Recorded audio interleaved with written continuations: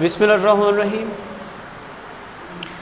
MSc chemistry chapter है हमारा, paper है पॉलीमर केमिस्ट्री और हम उसमें आर्टिकल स्टडी कर रहे हैं काइनेटिक्स ऑफ पॉलीमराइजेशन। और आज हम जिस काइनेटिक्स को स्टडी करेंगे that will be kinetics of polymerization for free radical mechanism. Free radical mechanism की काइनेटिक्स को समझने से पहले हमें उसके जो अर्लियर हम पढ़ चुके इसके 3 स्टेप्स जो है उन्हें समझना होगा। पहले स्टेप में इनिशिएशन होती है, सेकेंडली प्रोपेगेशन ऑफ पॉलीमर होगी। अल्टीमेटली जब हम अपना पॉलीमर हासिल कर चुके होंगे उस वक्त जो लास्ट स्टेप होगा that will B termination. Active chains को डंप करने के लिए हम लास्टली टर्मिनेट करवाएंगे उसे। जिस वक्त हम इनिशिएशन की बात करेंगे, इनिशिएशन के लिए हमेशा से हमें एक रेडिकल की ज़रूरत होती है, एक रेडिकल जो इनिशिएट करवा पाए उस रिएक्शन को, जिसमें हमारे पास एक्टिव पॉलीमर चेन्स बनती हैं और फिर ये एक्टिव पॉलीमर चेन मिलके एक पॉलीमर को तश्कील देती हैं और एंड पे उन्हीं जो पॉलीमर चेन्स हैं उनके एक्टिव साइट्स को हम डंप करके एक प्रॉपर पॉलीमर तश्कील देते हैं। तो यहाँ पे हमारे पास पहला स्टेप जो है, इसमें हम एक इनिशिएटर जो है उसको 2 हिस्सों में तकसीम करेंगे। कोई भी सपोज दैट हमारे पास कंपाउंड है, इनिशिएटर मैंने आपको पहले भी बताया कि आप इनिशिएटर के तौर पे बहुत सारे एसिड्स, पैरासिड्स, हाइड्रोपेरोक्साइड्स इनको इस्तेमाल कर सकते हैं, परबेंजोइक एसिड्स वगैरह को। तो इनिशिएटर को डिसोसिएट किया हमने, डिकम्पोज किया इनटू 2 रेडिकल्स। अब ये जो KD है ये इनिशिएटर डिकम्पोजिशन रेट कांस्टेंट है। जब हम इस rate of decomposition of initiator को पढ़ने जाएंगे that will be equal to 2KD and I। Law of mass action के मुताबिक रेट ऑफ रिएक्शन है, या जो हम रेट इक्वेशन स्टडी करते हैं रेट काइनेटिक्स में, वहाँ पे हमने पढ़ा rate of reaction will be directly proportional to initial concentration of reactants. हमारे पास initial concentration of reactant I है, हमने यहाँ पे पुट किया इसको। 2 इसलिए इस्तेमाल किया गया क्योंकि यहाँ पे 2 रेडिकल बन रहे हैं। इन 2 रेडिकल्स के लिए हम 2 का इजाफा करेंगे यहाँ पे। अल्टीमेटली हम रेट को यूँ भी लिख सकते हैं, this is the rate of decomposition of the initiator. Minus sign mention कर रहा है कि इनिशिएटर अब ब्रेक हो रहा है। आर्हेनियस इक्वेशन जो है रेट कांस्टेंट को कुछ इस तरह निकालती है, a e⁻⁻ while a is the Arrhenius constant और फ्रीक्वेंसी कांस्टेंट या frequency factor, E is the activation energy, R is the general gas constant and T is temperature.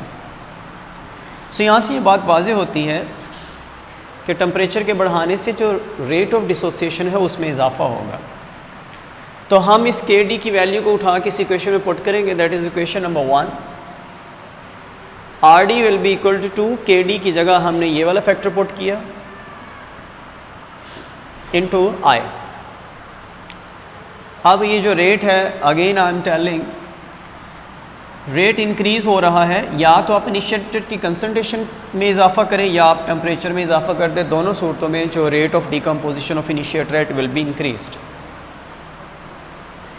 Initiation के बाद जो अगला स्टेप, हम इनिशिएटर बना चुके, इनिशिएटर फ्री रेडिकल्स हैं, हमने इनिशिएटर से रेडिकल प्रोड्यूस कर लिए, that will act as a further initiator for the polymer chain. तो जो पहला रेडिकल जब मोनोमर के ऊपर, पहले मोनोमर के ऊपर अटैक करता है तो पॉलीमर बनने का जो प्रोसेस है इनिशिएट हो जाता है। Ultimately that will B RM radical, this will be an active chain. Active chain बनने का जो अमल शुरू हो चुका, इस अमल के लिए हम जो कांस्टेंट इस्तेमाल करते हैं that is KI, initiation rate constant. जब हम इसकी इक्वेशन को फाइंड आउट करेंगे, so rate of initiation RI, हम इसको यूँ भी लिखेंगे क्योंकि रेट ऑफ इनिशिएशन दर हकीकत जैसे जैसे हम इनिशिएट करके आगे बढ़ेंगे तो जो मोनोमर्स हैं उनकी जो कंसंट्रेशन है with the passage of time उसमें कमी आएगी, इसलिए मैंने माइनस लिखा।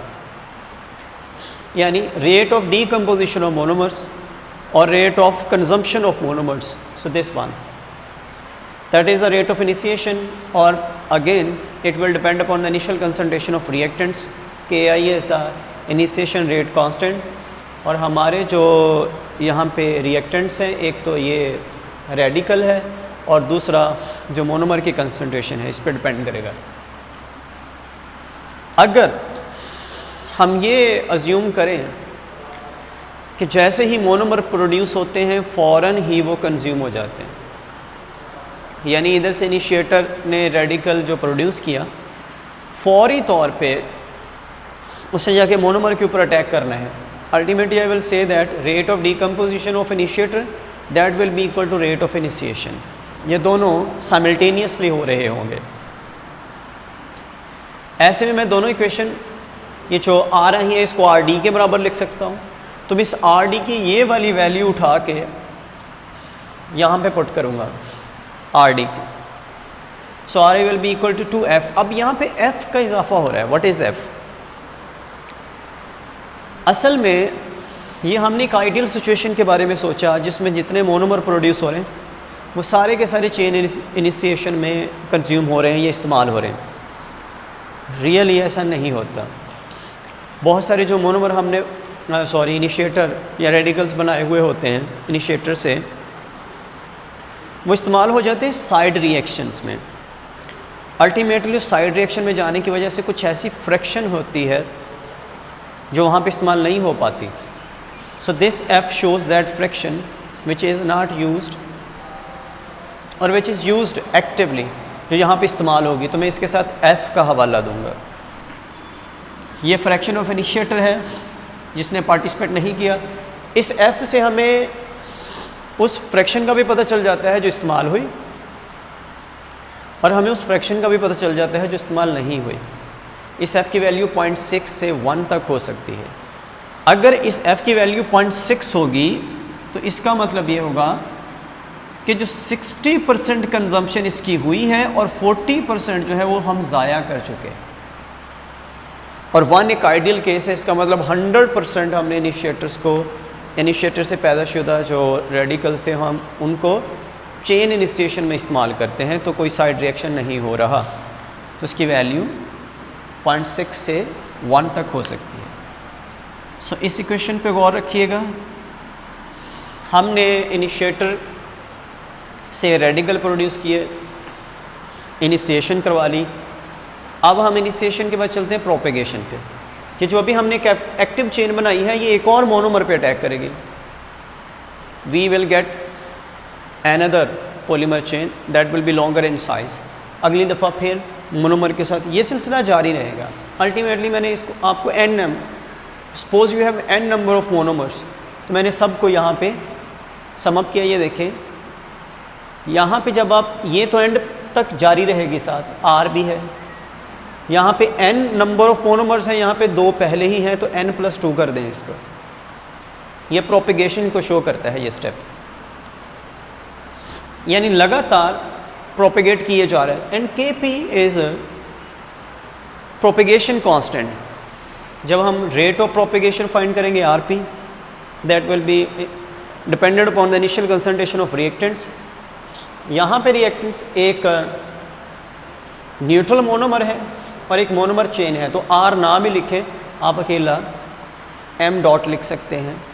यानी m डॉट जो है दर हकीकत एक एक्टिव चेन की ही रिप्रेजेंटेशन है। Kp मैंने बता दिया, ये प्रोपेगेशन रेट कांस्टेंट है। और यहाँ पे मैंने dm/dt माइनस में लिखा, यानी प्रोपेगेशन के प्रोसेस में भी लगातार जो हमारा मोनोमर है वो कंज्यूम हो रहा है। So it is the rate of consumption of the monomer. So this is Rp, rate of propagation. Rate of propagation में भी यही इक्वेशन लिखी गई और रेट ऑफ इनिशिएशन में भी यही इक्वेशन लिखी गई, क्योंकि चाहे इनिशिएशन हो चाहे प्रोपेगेशन हो, दोनों सूरतों में जो मोनोमर है वो कंज्यूम हो रहा है, तो माइनस साइन आएगा। यहाँ पे मैंने इक्वेशन फाइंड आउट की। अब लास्ट स्टेप पे टर्मिनेशन। इसमें मैंने 2 एक्टिव चेन्स को लिया, एक में N1 है monomer, number of monomers N2 हैं।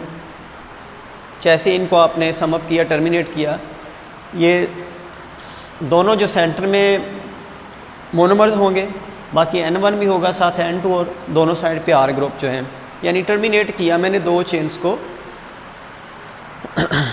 इकट्ठे मिक्सअप कर दिए।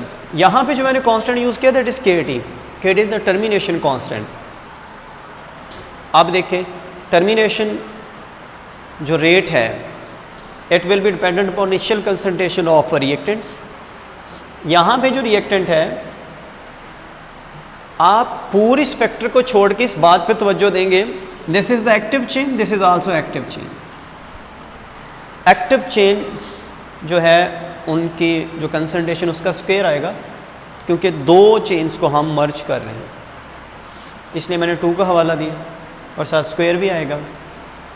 और यहाँ पे देखें मैंने जो ये वाला साइन लिखा है, टर्मिनेशन में मोनोमर जो है वो कंज्यूम नहीं हो रहे, बल्कि टर्मिनेशन वो स्टेप है यहाँ पे एक्टिव चेन कंज्यूम होना शुरू हो जाती है। तो बाकी दो प्रोसेस के साथ मैंने ये लिखा था, अब यहाँ पे एक्टिव चेन की जो कंसंट्रेशन वो आएगी। अब स्टेडी स्टेट के बारे में बताता चलूँ। स्टेडी स्टेट ये कहती है कि जिस रेट पे इनिशिएशन हो रही है उसी रेट पे टर्मिनेशन हो रही हो, मतलब जितनी जल्दी चेन प्रोड्यूस हो रही हैं उतनी ही रेशो के साथ चेन जो वो डंप हो रही है, पॉलीमर बन रहा है, that will be steady state approximation. अगर हम इस अप्रॉक्सीमेशन को सोचें कि जितनी तेज़ी के साथ चेन प्रोड्यूस हो रही है उतनी तेज़ी से डंप हो रही हैं, तो मैं दोनों रेट्स को इक्वल रखते हुए इन दोनों की इक्वेशन को बराबर रखूँ। आर आई की इक्वेशन भी मेरे पास है दिस वन, और आर टी की अभी हमने मैं इक्वेशन यहाँ पे ये फाइंड आउट की, तो ये आ गया। यहाँ से अगर मैं ये एक्टिव चेन की कंसंट्रेशन निकालना चाहूँ तो मैं इसको यहाँ पे डिवाइड करके इसका रूट ले सकता हूँ। So this will be the concentration of the active chain. इसी चीज़ को आगे बढ़ाते हुए गौर कीजिएगा, मैंने ये दो जगह पे हासिल किए हैं। ये वाली जो वैल्यू है एक्टिव चेन कंसंट्रेशन की वैल्यू, एक मैंने आरपी में फाइंड आउट किया है, एक मैंने अभी आरटी में कंपेयर करके आर आई के साथ ये मैंने वैल्यू फाइंड की। इन दोनों की लेफ़्ट साइड इक्वल है तो राइट साइड्स भी इक्वल होंगे, तो मैंने इन दोनों साइड्स को इक्वल कर लिया। यहाँ से मैं rate of propagation for free radical जो पॉलीमर फॉर्मेशन है वो मैं फाइंड आउट कर सकता हूँ। इन दोनों को उठा के आप उधर ले जाएं। इस रिज़ल्ट से एक रिज़ल्ट वाज़े होता है, जो रेट ऑफ प्रोपेगेशन है फ्री रेडिकल फॉर्मेशन के लिए या फ्री रेडिकल मैकेनिज़्म के लिए, this is directly proportional to the active mass of the monomers, यानी मोनोमर की कंसंट्रेशन कितनी है, और जो इनिशिएटर है उसके रूट के डायरेक्टली प्रोपोर्शनल होगा। तो ये दो चीज़ें आपके माइंड में होनी चाहिए। सो इस तरह हमने आज काइनेटिक्स फाइंड की फ्री रेडिकल मैकेनिज़्म के लिए, पॉलीमराइजेशन काइनेटिक्स। सो हमारा आज का लेक्चर ख़त्म होता है। अल्लाह हाफ़िज़।